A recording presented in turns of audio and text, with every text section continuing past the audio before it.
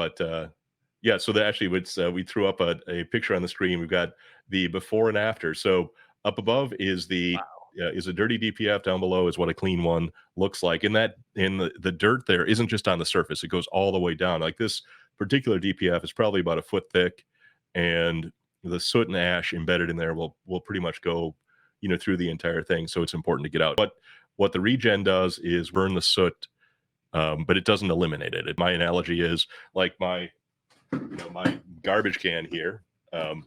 I can sit there and I can squish, I can squish the things down in here and give myself some more room, but eventually I got to take it out to the trash outside because there's no more room. So regen is kind of like compressing everything down, burning it off, but it doesn't magically make it disappear. Parked regen will buy you time, but it's kind of telling you that it's time to start thinking about getting stuff cleaned out. I wonder, by the time it's time for a regen, it sounds like that DPF filter is about what, a third clogged? It varies so much by by engine and truck and how it's driven and what environment it's driven in, that sort of thing. But generally speaking, that's probably I don't know if it's a third or two thirds or a half, but basically it's telling you that it's getting to be time.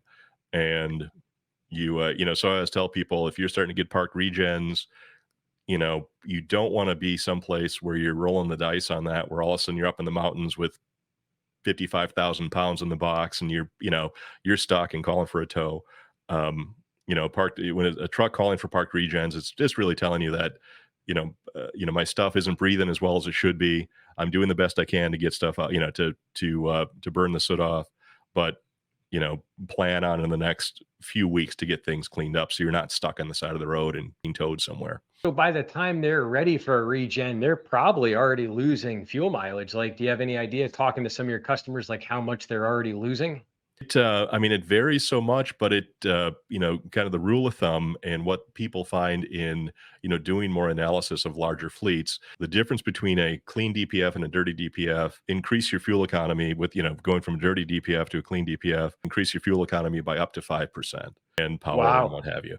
You think about it, I Wow. mean, it's, a plugged up DPF, really like a banana in your tailpipe, and makes a big difference. And so I'm not saying you have to get your DPF cleaned every 10 minutes, but can't remember the last time you got it done, you might want to get it done.